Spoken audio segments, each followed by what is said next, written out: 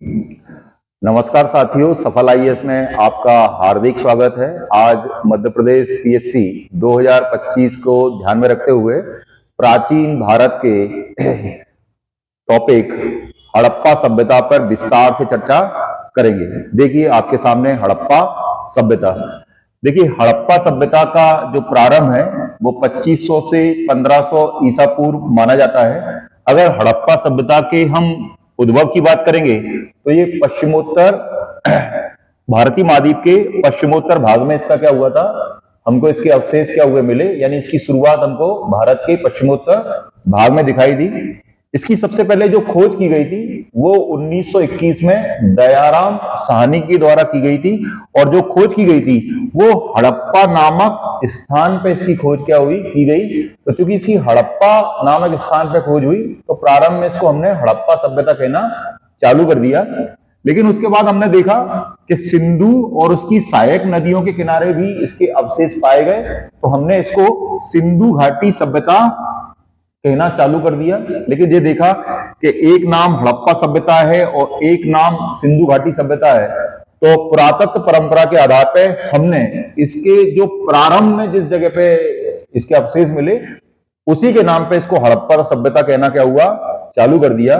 अगर हड़प्पा सभ्यता के विस्तार की बात करेंगे तो पंजाब प्रांत में हड़प्पा रोपण, सिंधु प्रांत में मोहनजोदड़ो, गुजरात प्रांत में धोलावीरा और लोथल, राजस्थान में कालीबंगा, उत्तर प्रदेश में आलमगीर तक इसका हमको विस्तार क्या हुआ दिखाई दिया।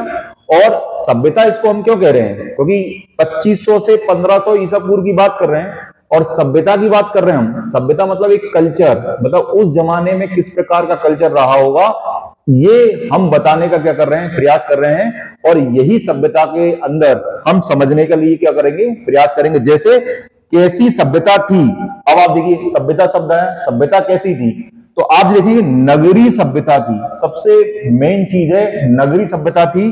और नगरी सभ्यता के लिए कहां जा रहे हैं हम, 2500 से लेके 1500 ईसा पूर्व, यानी उस जमाने में भी नगरी सभ्यता थी।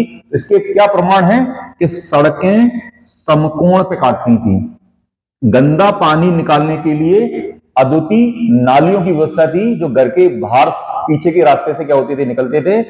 साथ में घर के अंदर साफ हवा है उसके लिए विंडो सिस्टम भी उस जमाने में क्या हुआ बनाया गया था। जबकि हम अगर ग्रामीण पृष्ठभूमि में जाते हैं तो आपने देखा होगा कि रोड के बीचों बीच लोग अपनी नालियां क्या होते हैं निकाल देते हैं। ईंटें कैसी मिली हमको, पकी हुई ईंटें मिली हैं हमको। मूर्ति कैसी मिली, टेरिकोटा की पकी हुई मूर्ति मिली हुई है।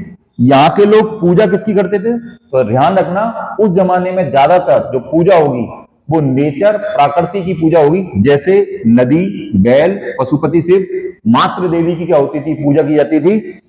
समाज कैसा था, मात्र सत्तात्मक था, यानी कि महिलाओं को उस जमाने में ज्यादा तवज्जो थी। जिस प्रकार से आज समाज कैसा है, पितृ सत्तात्मक, लेकिन उस जमाने में समाज कैसा था, मात्र सत्तात्मक। खाद्यान्न क्या था, गेहूं और जौ उस जमाने का मुख्य खाद्यान्न था। लिपि कैसी थी, चित्रांचल लिपि जिसका नाम है खरोष्टी लिपि। अब आप देखिए हम यहां लिखते हैं तो हम लेफ्ट से राइट की तरफ लिखते हैं, जबकि खरोष्टी लिपि में राइट से लेफ्ट की ओर लिखी जाएगी और ये चित्रों के रूप में होगी, और जो आज तक पढ़ी नहीं गई। ये परिचित थे तांबे से, कांसे से, यानी कि ये ध्यान रखना उस जमाने के लोग लोहे से परिचित नहीं थे। और इसका हमको ऐसा प्रमाण मिलता है कि उस जमाने में जो हल हुआ करते थे वो लकड़ी के हलों का क्या करते थे, हम प्रयोग करते थे।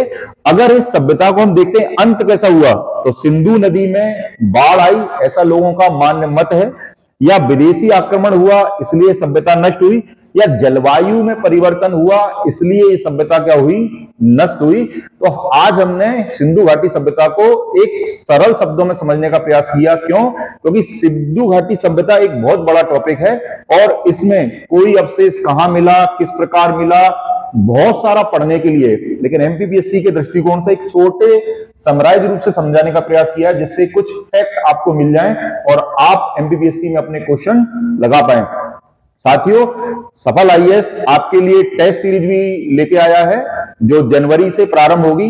अगर आपको वो टेस्ट सीरीज ज्वाइन करना है तो सफल आईएएस के कस्टमर केयर 895966 0666 पे आप संपर्क कीजिए और उसमें केवल और केवल 10 टेस्ट हमने क्या हुए हैं बनाए हैं और 10 टेस्ट का उद्देश्य यह है कि यूनिट वाइज आपको क्या है सिलेबस मिले और आपको इस प्रकार का माहौल मिले जिस प्रकार का माहौल आपको एग्जाम हॉल के अंदर मिलता है, ना कि केवल क्वेश्चन प्रैक्टिस करने के लिए। धन्यवाद साथियों।